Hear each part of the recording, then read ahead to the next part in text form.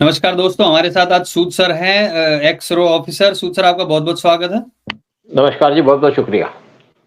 सूद sir, बाबा सिद्दीकी को मौत के घाट उतार दिया गया है और इसके बारे में बातें कही जा रही हैं कि जो एक लॉरेंस बिश्नोई गैंग है, उन्होंने इस पर दावा किया है और उन्होंने कहा है कि जो भी सलमान खान की हेल्प करेगा, जो भी उसके आस-पास रहेगा। और इसी क्रम में यहाँ दर्शकों को बता दें कि 2 लोग और जो सिंगर थे, उन्होंने सलमान के साथ काम किया था, एक कनाडा में और एक यूएस में।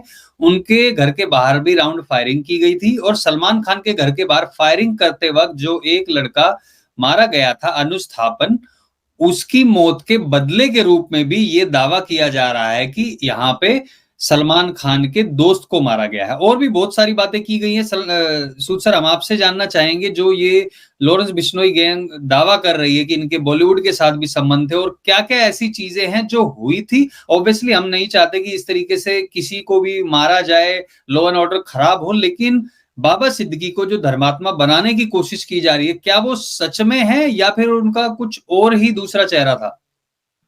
देखिए, बाबा सिद्दीकी के अंडरवर्ल्ड से कनेक्शन है। ये बात इंटेलिजेंस को पूरे तरीके से पता है। ईडी की इनके खिलाफ इंक्वायरी हो रही थी, साथ में सीबीआई इनकी इंक्वायरी कर रही थी। ये मिनिस्टर भी रह चुके हैं और इनके 464 करोड़ की प्रॉपर्टी को ईडी ने अपने कंट्रोल में ले रखा है, कब्जे में कर रखा है। और ये जो बाबा सिद्दीकी है, किसी तरीके से कोई ईमानदार आदमी नहीं है। अगर ये यूपी में होते तो मुझे लगता है कि अभी तक तो योगी आदित्यनाथ ने इनका एनकाउंटर कर दिया होता। लेकिन जिस तरीके से इसको पेश किया जा रहा है, इनके बॉलीवुड से कनेक्शन थे बाबा सिद्दीकी के, और साथ में ये कहा जाता है इनके अंडरवर्ल्ड से कनेक्शन थे। आप देख लीजिए, सलमान खान और शाहरुख खान, इनके साथ कनेक्शन थे, संजय खान के साथ कनेक्शन थे। तो ये जो लोग हैं बाबा सिद्दीकी जैसे, ये एक तरीके से जो हमारे इंटेलिजेंस के लोग समझते हैं कि देश की आप सिक्योरिटी को खतरा थे।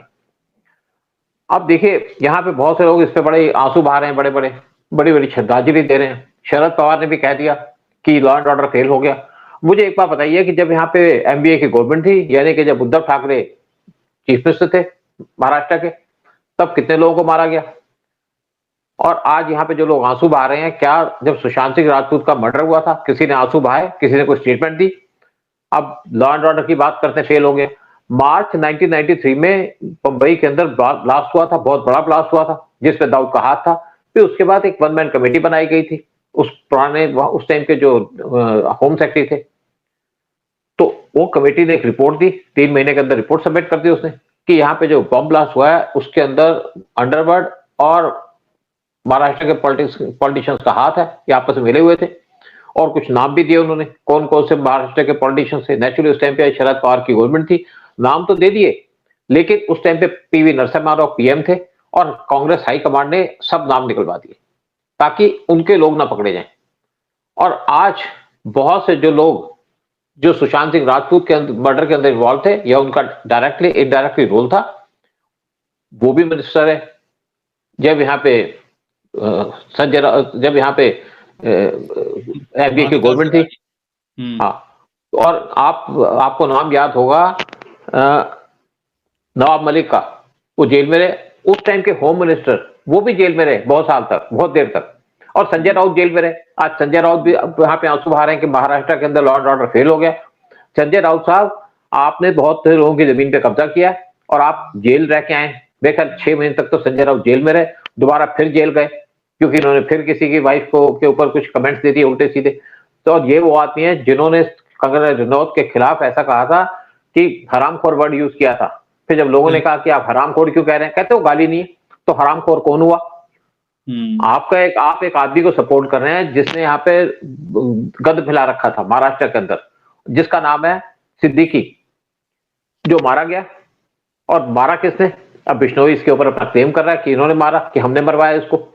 लेकिन अगर मैं जैसे कहा यूपी के अंदर होता तो योगी अभी तक इनका एनकाउंटर कर चुके होते, क्योंकि अंडरवर्ल्ड महाराष्ट्र के अंदर जब अंडरवर्ल्ड एक्टिव था, तब पहले जब यहाँ पे आपकी एमबीए की गवर्नमेंट थी, उद्धव ठाकरे की गवर्नमेंट थी, तब बहुत ज्यादा एक्टिव था अंडरवर्ल्ड उस टाइम पे। जिस तरीके से ये 3 लोगों के बारे में बताया गया है, ये 3 लोग थे, जिसमें से एक यूपी, एक हरियाणा और अब तीसरे का भी पता चल गया जिसका नाम शिव कुमार था, वो तीसरा भी उत्तर प्रदेश का बताया जा रहा है। अब ये तीनों लोगों को तो पकड़ लिया, लेकिन बाबा सिद्दीकी के कनेक्शन के बारे में जब बात की जा रही है, आपने बॉलीवुड का बताया और लैंड ग्रैबिंग के बारे में भी बहुत बातें की जाती है। इनके ऊपर ईडी की तरफ से भी कई जांच चल रही थी, मनी लॉन्ड्रिंग में भी और एंटी इंडिया एक्टिविटीज के अंडर में भी बहुत सारी चीजें इस तरीके की जांचें चल रही थी। तो एक तरीके से इफ्तार पार्टी में पूरे बॉलीवुड को बुलाना, अब तो बॉलीवुड वाले सदमे में आ जाएंगे क्योंकि मेन तो बेचारों की पार्टी बंद हो जाएगी। बेसिकली बॉलीवुड की पार्टीज में क्या होता है, इफ्तार पार्टी तो एक सिर्फ नाम की बात है। आप सलमान खान की बात ले लीजिएगा, शाहरुख खान की बात ले लीजिएगा, संजय की बात ले लीजिएगा, ये सबके सब इनसे बहुत क्लोज है, आप देख लीजिएगा। और वैसे भी संजय भी जो है पहले जेल में रह चुके हैं। जेल में इसलिए है कि यहाँ पे एक इन्होंने गन्स रखी थी अपने पास। और शाहरुख खान का बेटा भी आप जेल में रह के आया, जेल में रह के आया क्योंकि वो ड्रग लेता था। बाकी बच गए, केस खत्म हो गया, किस तरीके से हो गया उसके ऊपर तो बहुत सी कंट्रोवर्सी भी है। सलमान खान के बारे में तो हमेशा कुछ कहा जाता है कि सलमान खान किस तरीके से इन्वॉल्व होते हैं, और इन सबके अंडरवर्ल्ड से कनेक्शन है। क्योंकि अनिल मुशर्रफ जो लंदन के अंदर बैठा है, वो इनके लिए पार्टियां अरेंज किया करता था। और इसी तरीके से जो आपके सिद्दीकी साहब हैं, ये बॉलीवुड के लोगों के प्रोग्राम अरेंज करते थे यूएई के अंदर, दुबई के अंदर, और वहां से बहुत से एक्टर एक्ट्रेसेस हो जाती थी। और ये कहा जाता है कि वहां पे, और ये भी एक खबर आई हुई थी कि बहुत से बॉलीवुड के लोग जो जाते थे दुबई के अंदर, प्रोग्राम तो करते थे लेकिन उसके बाद कुछ दूसरे धंधे में भी इन्वॉल्व होते थे। देखिए बॉलीवुड के अंदर अंडरवर्ल्ड बहुत ज्यादा एक्टिव है।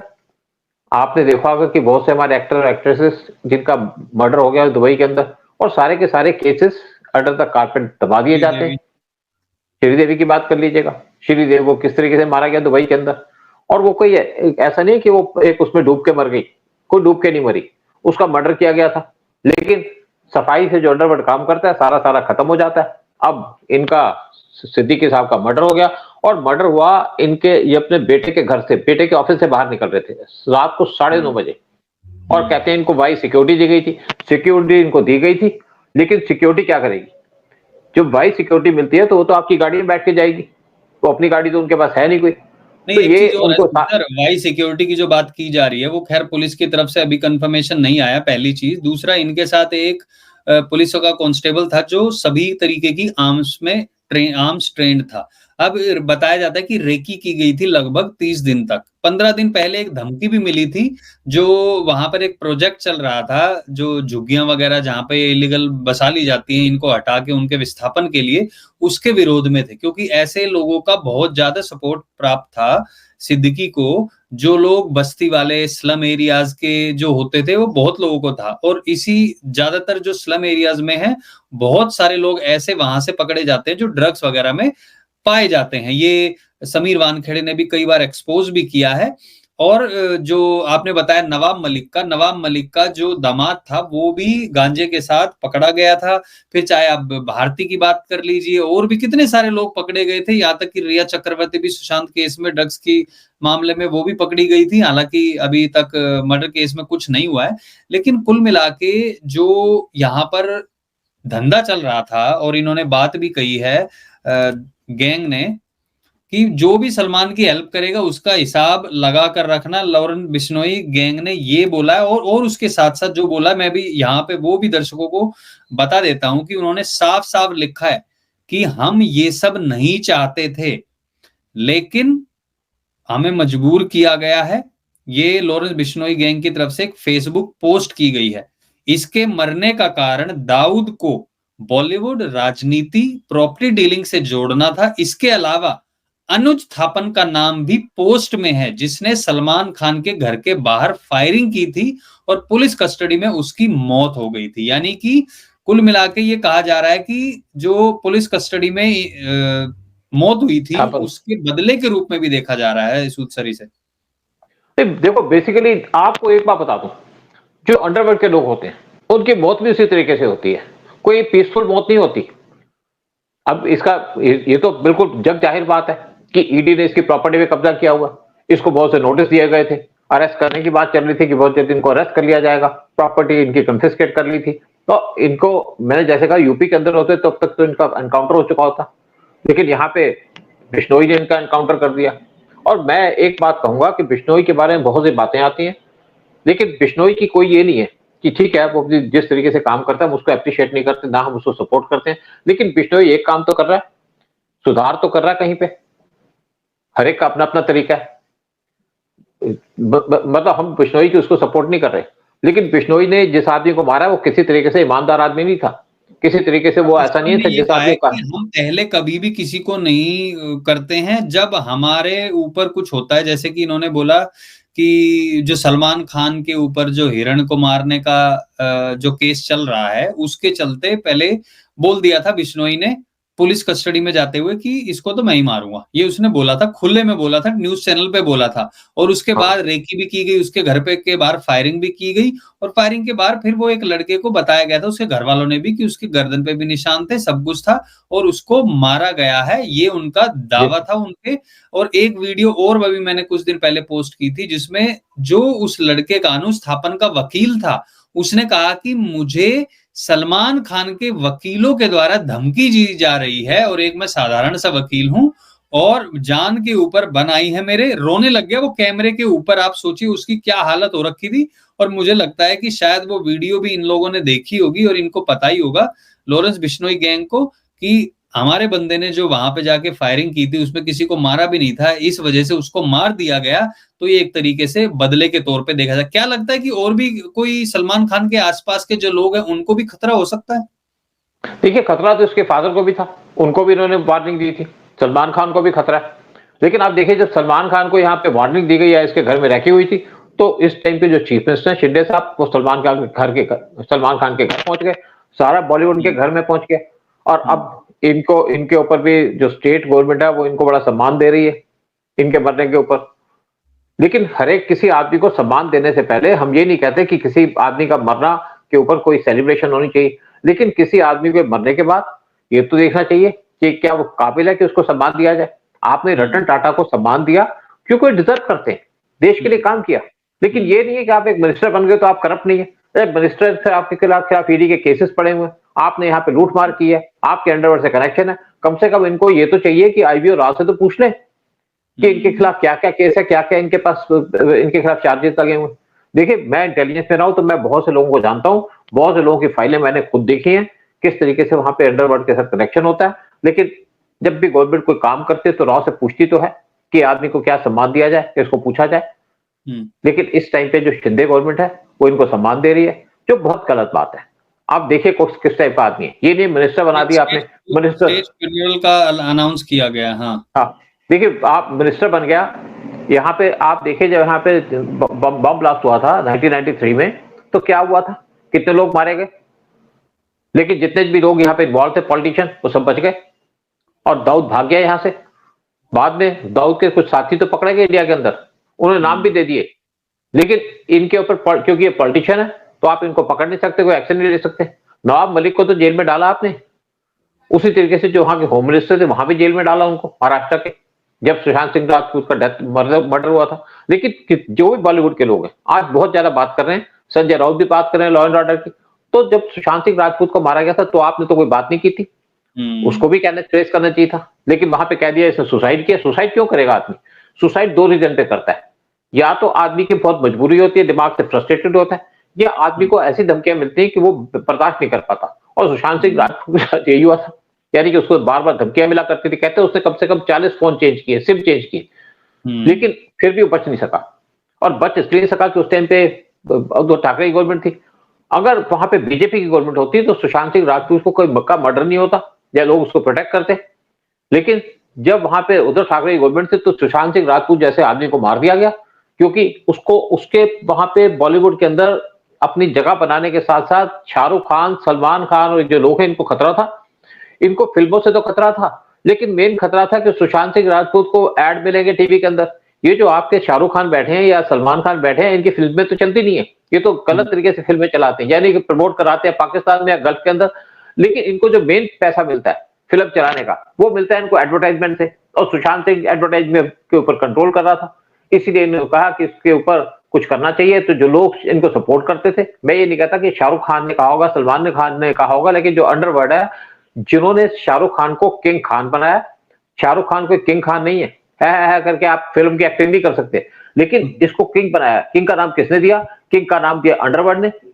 सलमान खान को किसने प्रमोट किया? तो सारा का सारा जो प्रमोशन थी वो अंडरवर्ल्ड ने प्रमोशन, छुपा छुपा घूम रहा है। भाईजान देखिए, एक क्या होता है कि जब आपकी फिल्में चलती हैं, आप इंडिया के अंदर तो फिल्म चला लेते हैं अपनी, लेकिन जब आपको इंडिया से बाहर अपनी फिल्म को लॉन्च करना होता है, तो उसके पीछे आपको अंडरवर्ल्ड सपोर्ट करता है। जब तक आपको अंडरवर्ल्ड साथ नहीं होगा, यानी कि जैसे अनिल मुशर्रफ की बात थी और कुछ और भी लोग हैं जो अमेरिका के अंदर बैठे हैं, जिनके डायरेक्ट कनेक्शन है पाकिस्तान के आईएसआई से, पाकिस्तान के अंडरवर्ल्ड से, तो वो या दाऊद से, तो वो लोग इन फिल्मों को कहते हैं कि अगर आपको फिल्म प्रमोट करनी है तो हमारे थ्रू करो।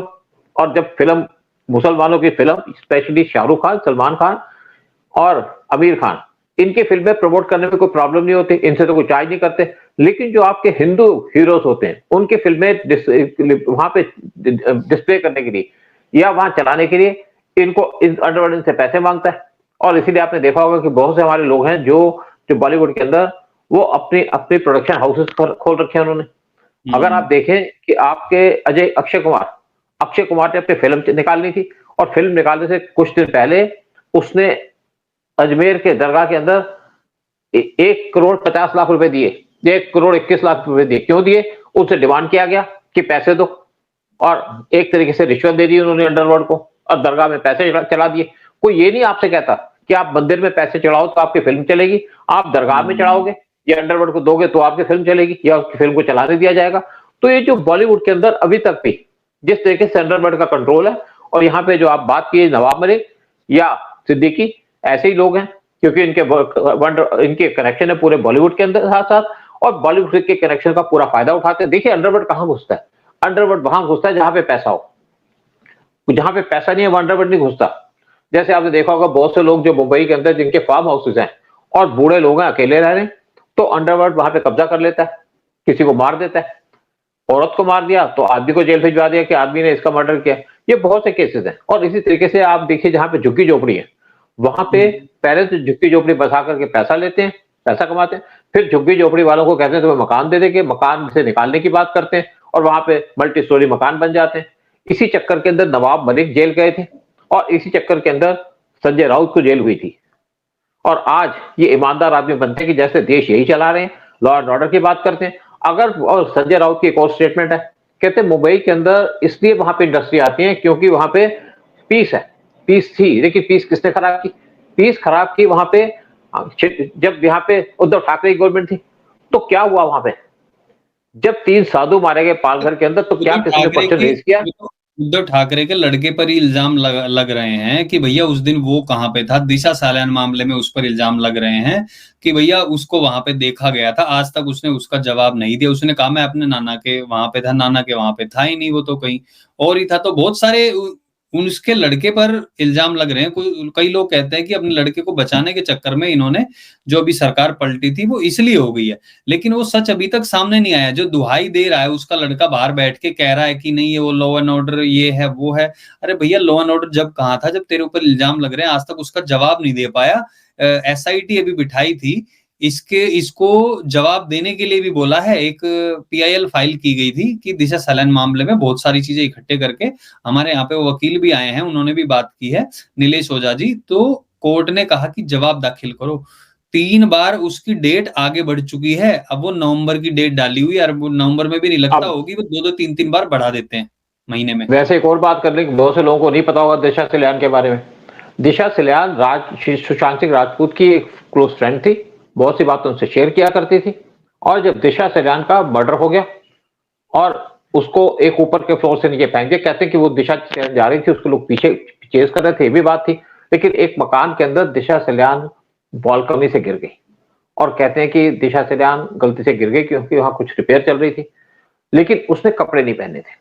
मैंने वीडियो बनाया था उसके ऊपर, जब मेरा पुराना चैनल चल रहा था, कि कपड़े नहीं पहने थे। तो मैंने कहा भाई उसने कपड़े इसलिए नहीं पहने थे कि उसको पता था कि मैं लोग बात भी कर रहे सुसाइड है। मैंने कहा उसने कपड़े इसलिए नहीं पहने थे कि उसने कहा कि मैं अगर मरूंगी, सुसाइड करूंगी तो मेरे कपड़े ना खराब हो जाए, तो कपड़े उतारे, इसलिए मर्डर कर दिया गया। लेकिन उसके साथ रेप किया जा रहा था, उसके साथ बलात्कार किया जा रहा था। और आज मैं कहूंगा कि जो ऐसे लोग हैं जिनके साथ बलात्कार करते हैं, कोई लड़की नहीं चाहेगी कि उसके साथ बलात्कार हो। हर एक की अपनी अपनी लाइफ है, लेकिन उसका मर्डर किया गया था। तो तब क्या यहाँ पे जो गवर्नमेंट थी उद्धव ठाकरे की, क्या कोई इन्वेस्टिगेशन की? उसके मरने के साथ इमीडिएटली 2 घंटे के बाद कह दिया गया इसका सुसाइड कर दिया इसने। सुशांत सिंह राजपूत का भी ऐसे सुसाइड हुआ। केस किया सीबीआई के पास, वो भी क्या 1 महीने के बाद। और जब तक सीबीआई ने केस हैंड ओवर में लेके वहां बहुत शोर मच गया, तो जब तक सीबीआई ने केस अपने हाथ में लिया तो उनका कोई डिटेल तो मिली नहीं, क्योंकि सारे की सारी व्हाइट वॉश कर दिया गया घर के अंदर, वहां से कोई एविडेंस नहीं मिली और उसका पोस्टमार्टम कर दिया गया था। और कोर्ट क्या देखता है कि जैसे लोग आज भी बात करते हैं सुशांत सिंह राजपूत की, कोर्ट क्या देखता है? कोर्ट ये देखता है कि उसके पोस्टमार्टम रिपोर्ट में क्या लिखा गया। पोस्टमार्टम रिपोर्ट में था सुसाइड, वो चेंज नहीं हो सकती। तो इसलिए सुशांत सिंह राजपूत के केस के अंदर सीबीआई कुछ कर नहीं सकी, एविडेंस एक तरफ मिटा दी गई और जो अंडरवर्ल्ड के लोग थे भाग गए, वो तो इंडिया छोड़ के भाग गए। और जो सेकंड हैंड लोग थे कुछ आसपास, उनसे पूछताछ की, लेकिन सामने आया कुछ नहीं। आया इसलिए कि एक तो आपके पास रिपोर्ट वो है जो उसका पोस्टमार्टम किया गया। इसी तरीके से बहुत से जो बॉलीवुड के लोग थे उनका मर्डर किया जाता है।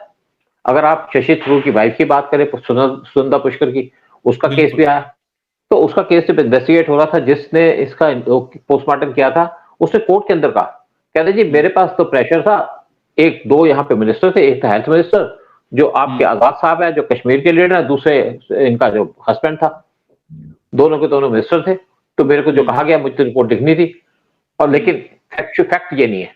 लेकिन कोर्ट ने उनकी बात नहीं मानी, उन्होंने कहा जी आपने जो रिपोर्ट में लिख दिया वो फाइनल है। तो इसीलिए बहुत सी चीजें दबके रह जाती हैं, और दबके इसलिए रह जाते हैं कि वहां पे पॉलिटिकल प्रेशर होता है। और इसी तरीके से जो सुशांत सिंह राजपूत का मर्डर था, उसके अंदर इन्वॉल्वमेंट किसकी थी? वहां की गवर्नमेंट की। रिस्पॉन्सिबिलिटी किसकी थी? वहां की गवर्नमेंट की। लेकिन उसको तो दबा दिया। लेकिन दूसरी तरफ आप आज बात कर रहे हैं कि एक सिद्दीकी मर गया जिसके खिलाफ चार्जेस है कि इसके अंडरवर्ल्ड से कनेक्शन थे, वहां आप शोर मचा रहे हैं कि लॉ एंड ऑर्डर फेल हो गया। लॉ एंड ऑर्डर कोई फेल नहीं हुआ, और मैं सोचता हूँ कि ऐसे आदमियों के जाने के बाद वहां पे तो लॉ एंड ऑर्डर और ज्यादा बेहतर होगा। यूपी के अंदर आज लॉ एंड ऑर्डर क्यों कंट्रोल में? क्योंकि जितने भी जिहादी थे, जितने भी अंडरवर्ल्ड से कनेक्टेड लोग थे, वो सारे के सारे एनकाउंटर में मार दिए गए। किसी को एनकाउंटर मार दिया, किसी को गोली मार के चला गया। क्योंकि जब आदमी मजबूत होता है तो उसके पास एक पूरी स्ट्रेंथ होती है, लेकिन जब कमजोर होता है तो उसका जो साथी है वही उसको मार देता है। तो यही यूपी के अंदर हुआ।